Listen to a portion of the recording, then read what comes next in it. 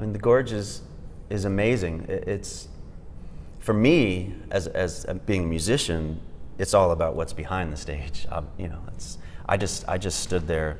Every time I walked out of the bus or walked to the stage or back and forth with catering, I would just stand there and just, you know, for 5 minutes, just look at that. Yeah. Because your eyes can't, you know, it's like seeing the Grand Canyon. Yeah. For the first time, you can't quite grasp what you're seeing. You know, it almost just looks like a big, huge painting or something. It's amazing.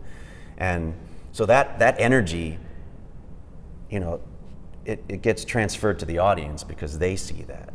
You know, when they're watching the music there and the setting, I think that really fills them with more wonderment and awe, and that certainly comes onto the stage. So I feel that, and it's that place is huge. I mean, yeah. just the lawn on that place is ridiculous. So I love it, and again, having those memories of opening for Dave Matthews there back in '06 and '08 was magical for me also, because I'm a huge DMB fan. So getting to be there with them was incredible, and that was my first exposure to the Gorge. Was 3 shows in a row with Dave Matthews in '06. So that was you know, indescribable. But you know, for Red Rocks and the Gorge too, the sound there is just incredible. Is it for the musicians? Yeah, because it's open. It's just all open. There's no bounce back and all these reflections and stuff. It's just a nice, clean, pure sound. So on stage, and it sounded great. Really? Red Rocks, visually from the stage, it's the money shot. There's really nothing like that, because it's just the structure. You know, the rocks on either side and the raking of the seating and everything is incredible. When I was just graduating college, like right after I got out of college, I had my first apartment with my friend from Manchester, and we used to hang out late at night, and he had an acoustic guitar, and I started messing around with him playing chords and me using those juggling sticks. You know, the 3 sticks like Grateful Dead concerts that are wrapped in that tape. It's like a cushion, and I just started drumming on the strings. I was like, wow, that sounds really cool. So I had that in my brain, and then, you know, time moved on, a couple of years went by, and then I was thinking back to that and how cool it would be if I could figure out how to do that on my own. I don't want to have a partner to be able to play an instrument. And then I got involved with Stomp, and those guys really gave me the confidence, I guess, to pursue something that I thought was different but cool. Yeah. Because that's what they did.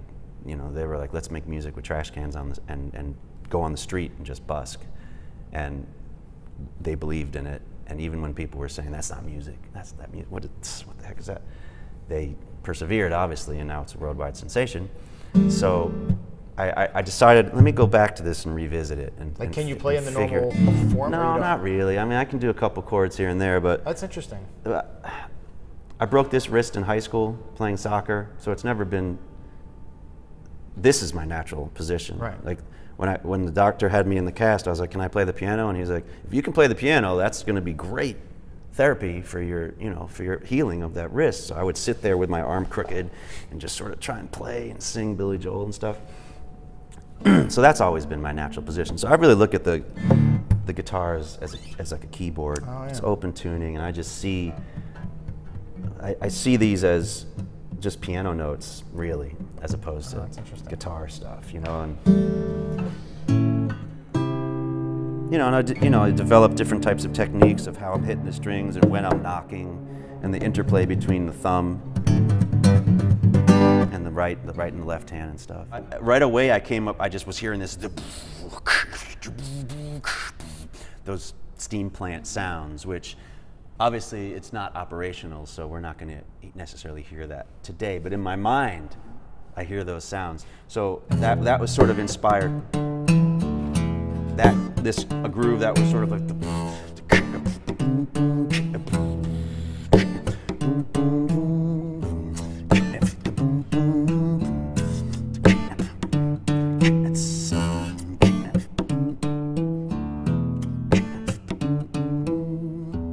Welcome to the electric revolution, brought by Tesla, Graham, and what's his face? Oh, it's brought by Tesla, Graham,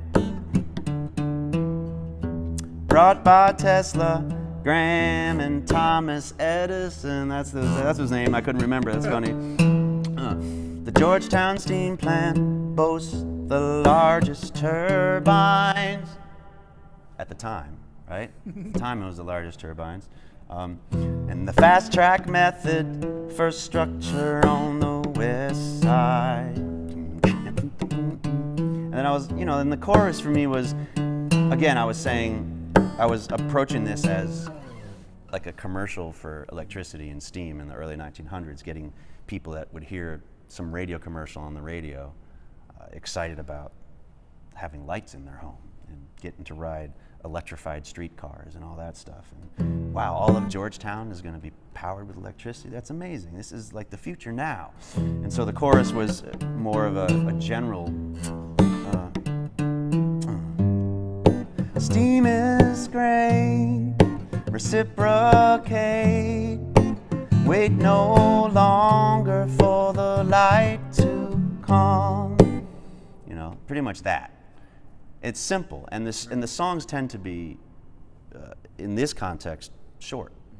And then when I go for the Songs of TuneTrek Season 1 release, the 16 songs from each episode, then I can sort of go into the studio and flesh them out a little bit more. Maybe I want to write a second verse, or maybe it's a pre-chorus needs to happen here.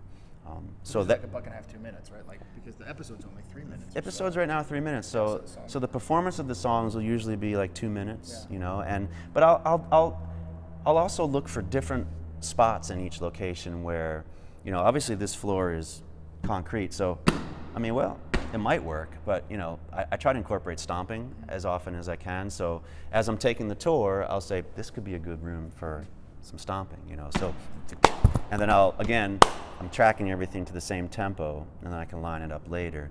But like for this, I want to find a place where I can do the guitar drumming stuff.